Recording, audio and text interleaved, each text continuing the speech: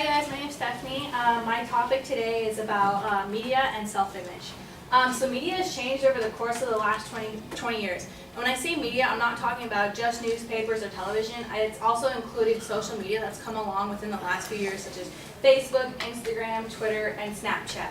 Nowadays we're using things called hashtags to post on our Instagram and our Twitters. Facebook's the place where we vent, and Snapchat's the place where we send silly photos to our best friends. And although these social media websites are fun, they also have a lot of consequences. It's my claim that media has a significantly negative effect on self-image. I'm going to argue this by showing how media contributes to eating disorders, it challenges self-worth, and it also became a new form of bullying other sexual identities. So my first claim is that media has significantly contributed to eating disorders in two ways. The first way is that it's increased anorexia and bulimia, and the second is that it's created a new way of advertising fad diets. So anorexia, according to Mayo Clinic, is an abnormally low body weight, and people try to prevent weight gain by restricting the amount of food eaten. Bulimia is when people eat large amounts of food and then they purge to prevent extra calories being intaken. And a study conducted by Kristen Harrison, she discovered that female media representatives have grown steadily thinner over the last 50 years, so much so that about 50% of those women are considered anorexia. She determined that it's the exposure to thinness depicting and promoting media that's predicted disordered eating because of bodily dissatisfaction. Dr. Doreen, who works with internal medicine, and Dr. Barrison, who works for the Department of Psychiatry, they collaborated on a study to determine how exposure to mass media has correlated with negative body image. Their results concluded that women are faced with unrealistic expectations as far as how they should look because of media. They felt that there was nothing that they could do to make them feel prettier or thinner. They were always comparing themselves, and they were never satisfied with how they looked. For females, the overall television viewing positively predicted bulimia, and interest in body improvement television positively predicted anorexia, drive for thinness, and body dissatisfaction. And those were all the results that were accumulated from the study by Dr. Doreen and Dr. Barrison. It's also not just the average woman who suffers from anorexia or bulimia. Mary Kate Olsen was hospitalized for having anorexia. So it's not just normal people, it's celebrities as well who suffer from eating disorders. My second claim is about the fad diets and how media has significantly advertised for these unhealthy eating styles. A fad diet is a weight loss plan that has that aids and promises dramatic results in a short period of time. So the problem with this is that whether you're on Instagram or Facebook or on the TV, you've always got advertisements for some weight loss pills, some weight loss plan like Nutrisystem, some form of weight loss.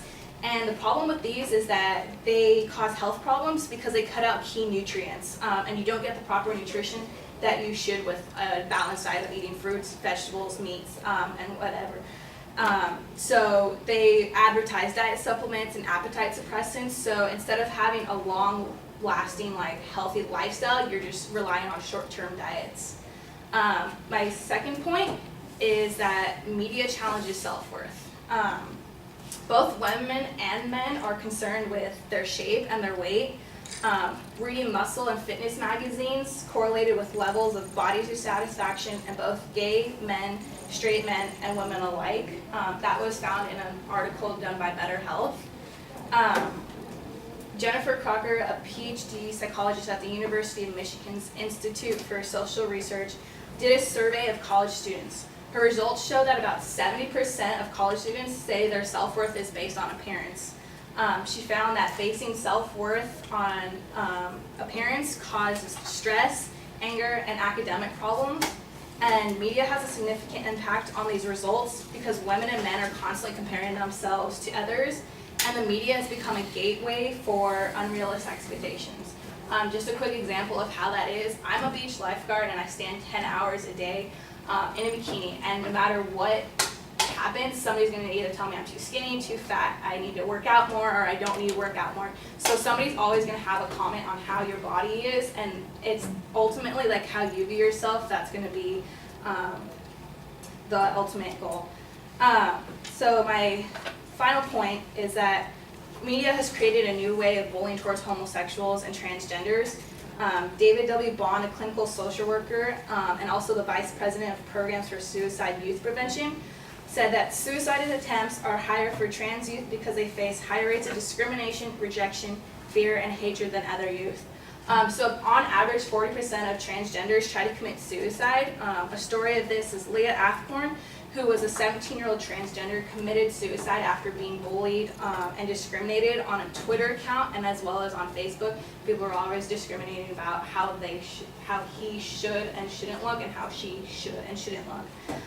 Another story was about Jamie Rodemeyer, who was a 14-year-old homosexual who committed suicide because of inappropriate comments on Forspring, which is an internet outlet where people can post anonymously. Just some of the comments were, Jamie is stupid, gay, fat, and ugly. He must die. And I wouldn't even care if he died. No one would, so just do it. It would make everyone way more happier. Both of these teams reached out to social media begging for people not to look at their stories in a negative way, but to use social media as a way to express their stories and have people understand that it doesn't matter if you're different. We all want to be accepted in the same sort of way. So after hearing all that, I hope you'll agree that media has a negative effect on self-image.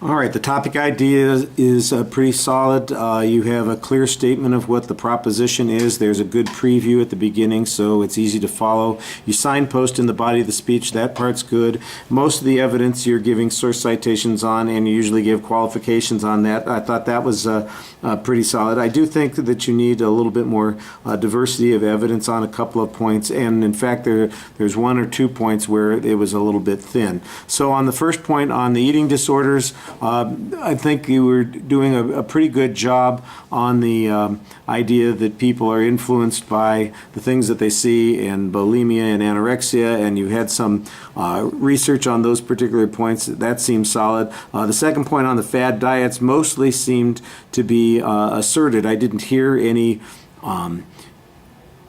authorities who have researched this. I didn't hear any statistical data that correlates that to access to this material on social media. I guess it's just because it's advertised on social media, but you know, I think that's an inferential leap that you're making that needs a lot more justification there.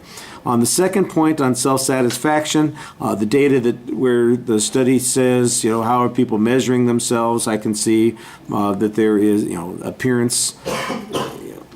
That makes sense. That's a result of the social media or the media in general.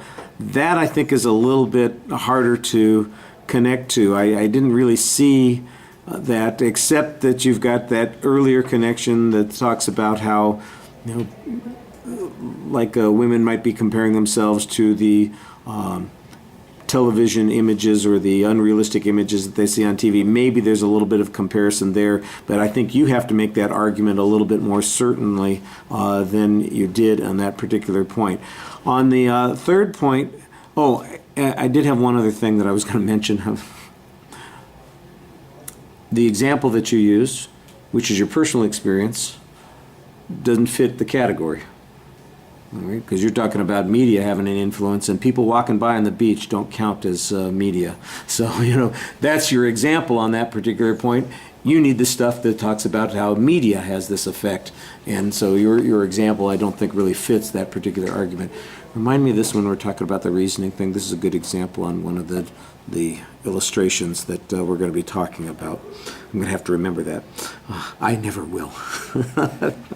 Okay, and then on the third point on the bullying of the transgendered and those sorts of issues, that takes place, I think, is probably true, but I'm not sure if it's any more excessive than it is for any other group of people that are bullied, regardless, whether they are, skinny, fat, boys or girls, ugly, handsome, whatever it happens to be.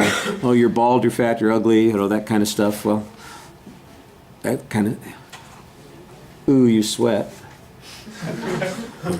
That kind of stuff, I mean, I know that goes on. The question of whether or not, that people react to it in that way. I mean, you had a piece of evidence that said half of these people have, tried to do something, kill themselves or commit suicide, something along those lines. And I'm going, well, is that endemic of their condition, or is that endemic of their being exposed to social media? That's the question that this is a cause-effect argument that's being made here, and you need to have stronger evidence that says it's connected to the social media rather than their gender issues, things that create problems. I mean, there are a lot of problems that come from those kinds of gendered issues. Maybe social media makes it worse, but is that really the thing that's causing is that the tipping point, so to speak, on those particular points? I thought you did a really nice job speaking to the audience. You know the subject, you know the position that you're taking, you explain concepts, you're not dependent on the script to try and figure out what it is you're saying all the time, and that enhances your credibility a great deal. All right, thank you.